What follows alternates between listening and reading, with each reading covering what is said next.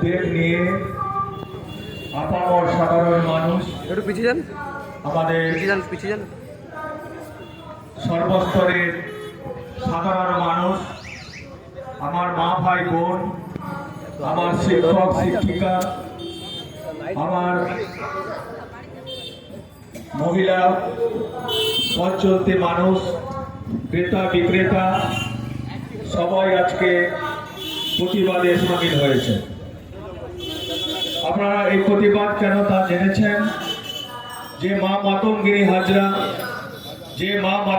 হাজরাকে আমরা মা বলি, আমাদের আপোষহীন স্বাধীনতা সংগ্রামী, এই আমাদের বাংলা মায়ের সন্তান, অবিভক্ত মেদিনীপুর জেলার কৃতি সন্তান, আমাদের পূর্ব মেদিনীপুর জেলার সন্তান, আমাদের এই ব্লকের সন্তান, তার অবমাননা করতে আমরা দেখেছি।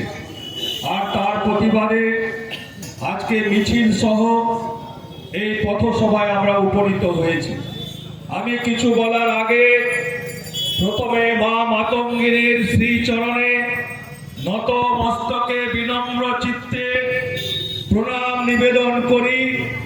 কারণ আমরা তো গর্ববোধ করি মা মাতঙ্গিনীর জন্য, যে আজকে আমাদের দেশ ভারতবর্ষ যে স্বাধীন হয়েছে 1942 সালের ভারত ছাড়ো আন্দোলন, যখন ব্রিটিশরা গুলি চালাচ্ছে আর মা মাতঙ্গিনী হাজরা তিনি এই সেই তমলুক থানার সামনে তিনি বুক পেতে দিচ্ছেন, তিনি পিছু হটেননি। আমাদের গর্বের তিরঙ্গা পতাকা, জাতীয় পতাকাকে রক্তে রঞ্জিত হয়েছে, রক্তাক্ত হয়েছে, প্রাণ গেছে, জীবন দিয়েছেন, কিন্তু তিরঙ্গা পতাকাকে অবমাননা হতে দেননি, ধুলো লাগতে দেননি। তার নাম হচ্ছে মা মাতঙ্গিনী হাজরা। আমরা তার জন্য গর্ববোধ করি। শুধুমাত্র ভারত ছাড়ো আন্দোলন নয়, আপনারা জানেন যে অসহযোগ আন্দোলনের সময় এবং চৌকিদারি প্রথার বিরুদ্ধে আন্দোলন করতে এই মা মাতঙ্গিনী হাজরাকে আমরা দেখেছি।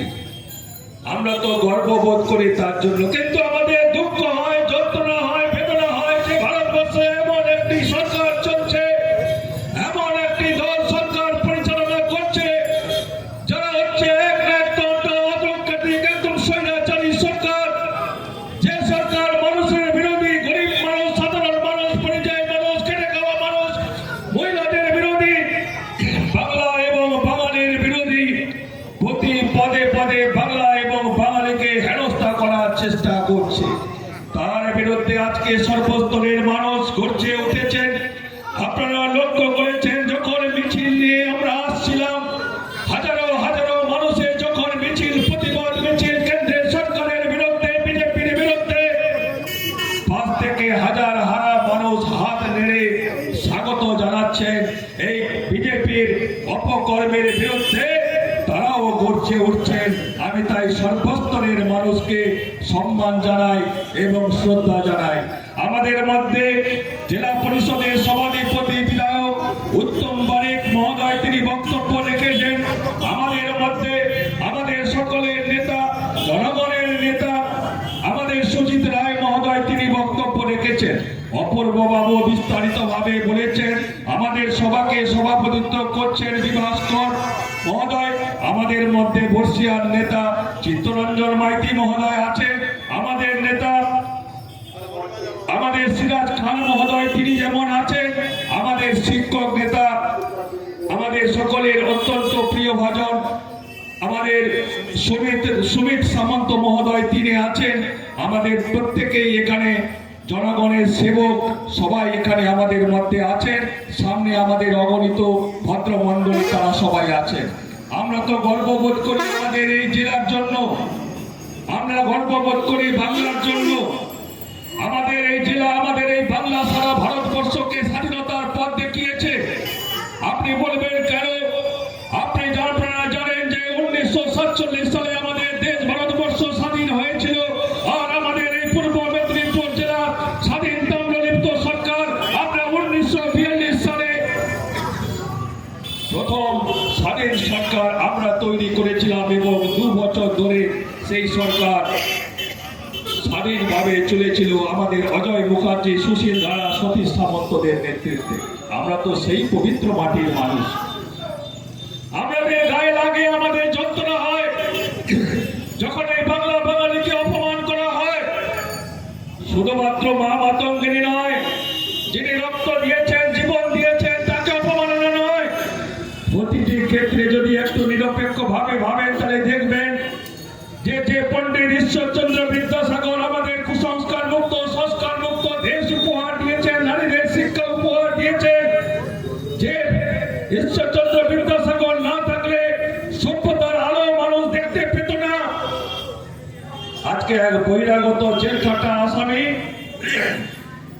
এক পার্সি, এক জৈন, স্বরাষ্ট্রমন্ত্রী অমিত শাহ, সে আমাদের পণ্ডিত ঈশ্বরচন্দ্র বিদ্যাসাগরের মূর্তিকে ভাঙছে। এটা মেনে নেওয়া যায় না। আপনারা দেখেছেন যে বিশ্বকবি কবিগুরু রবীন্দ্রনাথ ঠাকুর, যার জন্য আমরা গর্ববোধ করি, বাংলা মায়ের সন্তান, প্রথম ভারতীয়, প্রথম এশীয়, প্রথম বাঙালি, যিনি বিশ্বের শ্রেষ্ঠতম পুরস্কার, নোবেল পুরস্কার 1913 সালে আমাদেরকে এনে দিয়ে বাংলাকে, ভারতবর্ষকে বিশ্বের কাছে তিনি তুলে ধরেছিলেন। আর সেই বিশ্বকবি কবিগুরু রবীন্দ্রনাথ ঠাকুরের জাতীয় সঙ্গীতে যারা অবমাননা করে, বন্ধ করে দেওয়ার কথা বলে, যারা উত্তরপ্রদেশের সিলেবাস থেকে রবীন্দ্রনাথ ঠাকুরের লেখাকে বাদ দিয়ে রামদেবের লেখা ঢোকায়, সেই অশিক্ষিত অভদ্র বিজেপি, তারা এই সরকারে থাকার কোন নৈতিক অধিকার এদের নেই। আজকে মানুষকে আমাদের জানতে হবে, বিরসা মুন্ডা স্বাধীনতা আন্দোলন, মানুষের আন্দোলনে যারা জীবন দিয়েছে, জীবনকে উৎসর্গ করেছে, আমরা তো তাকে দেবতা বলি। আর সেই বিরসা মুন্ডাকে যে শিকারীর নাম করে অমিত শাহ তাকে মালা দেয়, তাকে অবমাননা করে, তার বিরুদ্ধে আমাদের লড়াই করতে হবে। আজকে যারা নোবেল পুরস্কার পেয়ে আমাদের ভারতবর্ষকে সমৃদ্ধ করেছে, অমর্ত্য সেনের কথা আপনারা জানেন, অভিজিৎ বিনায়ক বন্দ্যোপাধ্যায়ের কথা আপনারা জানেন। আজকে তাদেরকে অবমাননা করার চেষ্টা করা হচ্ছে পদে পদে। আজকে বাংলার বিরুদ্ধে যেমন মনীষীদের অপমান করা হচ্ছে, তেমনি বাংলার মানুষের বিরুদ্ধে, বাংলার মানুষের 100 দিনের কাজকে বন্ধ করে দেওয়া হচ্ছে, আবাসনকে বন্ধ করে দেওয়া হচ্ছে, রাস্তার কাজকে বন্ধ করে দেওয়া হচ্ছে।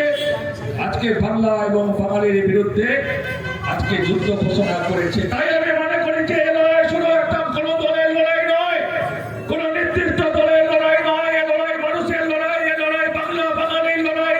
এ লড়াইতে আমাদের সবাইকে সামিল হতে হবে।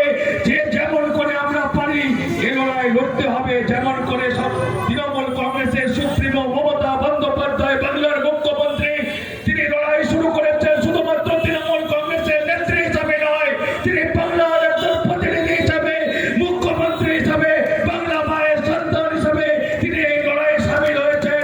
নিরপেক্ষভাবে সমগ্র বাংলা বাঙালিকে আজকে এই লড়াইতে পথে নামতে হবে। সময় এসে গেছে বন্ধু। এরা শুধু এখানে ক্ষান্ত নয়, এরা এসআইআর এর নাম করে বাংলা বাঙালিকে কেটে বাদ দিয়ে দিতে চায়, তাদের গণতান্ত্রিক অধিকারকে হরণ করতে চায়। আর এমন একটি দিনে আজকে মা মাতঙ্গিনীর বিরুদ্ধে এরা অবমাননা করছে, সেদিনটা হচ্ছে প্রজাতন্ত্র দিবস। আমরা তো গর্ববোধ করি যে আমাদের ভারতবর্ষ, আমরা আমাদের যে সংবিধান বিশ্বের মধ্যে শ্রেষ্ঠ সংবিধান, আমাদের সংবিধান সারা বিশ্বের মধ্যে বৃহত্তম সংবিধান। আমাদের সংবিধান আমাদের সার্বভৌমত্ব দিয়েছে, আমাদের গণতন্ত্র দিয়েছে, আমাদের সংবিধান আমাদের সমাজতন্ত্র দিয়েছে, আমাদের সংবিধান আমাদের ধর্ম নিরপেক্ষতা দিয়েছে, আমাদের সংবিধান আমাদের প্রজাতন্ত্র দিয়েছে। আর তাকে ধ্বংস করার একটা চক্রান্ত চলছে, তার বিরুদ্ধে আমাদের রুখে দাঁড়াতে হবে। তাই সমস্ত কিছু লড়তে আমাদেরকে এক হতে হবে। এবং আমরা দেখবো যারা বিজেপির নেতা মন্ত্রীরা ঘুরে বেড়াচ্ছেন অর্ধশিক্ষিত, মূর্খ অর্ধশিক্ষিত, কারণ তাদের প্রধানমন্ত্রীর কথা যদি বলেন তাহলে তাকে তার সার্টিফিকেটের কথা বলা হয়েছিল, শিক্ষকতার যোগ্যতার কথা বললে তো আবার জেলে ঢুকিয়ে দিচ্ছেন, তাকে কেস দিয়ে দিচ্ছেন। যিনি তার শিক্ষাগত যোগ্যতা ঠিক মতো বলতে পারেন না, যিনি কখন বলেন মাধ্যমিক পাস, কখন বলেন MA পাস, আর সার্টিফিকেট দেখাতে বললে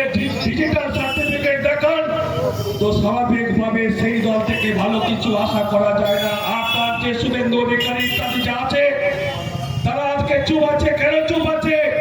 কারণ এদের মধ্যে কোনো নৈতিক জ্ঞান এদের মধ্যে নেই। আর আমাদের এই বাংলা হচ্ছে সব মেনে নিতে পারে, কিন্তু কোনো বেঈমান বিশ্বাসঘাতকতাকে মেনে নেয় না। স্বাধীনতা আন্দোলনের ইতিহাস যদি পড়েন তাহলে দেখবেন বিভিন্ন রাজ্যে যারা স্বাধীনতা আন্দোলন করেছে তারা বেঈমানি করেছে। এই বিজেপি আজকে যারা বিজেপি করছে, স্বাধীনতা আন্দোলনে এদের কোনো ভূমিকা ছিল না। আপনারা চলে যান সেলুলার জেলে, চলে যান ইন্ডিয়া গেটে, চলে যান, সেখানে দেখবেন যে 80% বাঙালির নাম পাবে, কিন্তু কোনো শাহ কিংবা কোনো মোদি নামের কাউকে পাবেন না। তাই তো আজকে আমাদেরকে গর্জে উঠতে হবে যে বাংলা বাঙালির বিরুদ্ধে যারা আজকে চক্রান্ত করছে, ষড়যন্ত্র করছে, তাদের বিরুদ্ধে আমাদের সবকিছুর ঊর্ধ্বে আমাদের লড়াই সংগ্রাম আন্দোলনে সামিল হতে হবে। আর তারা একটাই কথা, যে বিজেপি তাদের স্বাধীনতা আন্দোলনে কোনো ভূমিকা নেই, যারা মুচলেখা দিয়ে জেল থেকে বেরিয়েছিল, যারা নাথুরাম গডসে, যে নাথুরাম গডসে মহাত্মা গান্ধীকে হত্যা করেছিল, যারা তাকে মালা পরায়, তার বিরুদ্ধে আমাদের আজকে গর্জে ওঠার সময় এসেছে। তাই আমি আমার বক্তব্যকে বেশি বাড়াবো না, শুধুমাত্র ধর্মের বিভাজন করতে চাই। আমি আপনাদের বলতে চাই যে ধর্ম দিয়ে বেশি দিন চলা যায় না, ধর্মকে ধর্মের পথে চলতে দিতে হবে।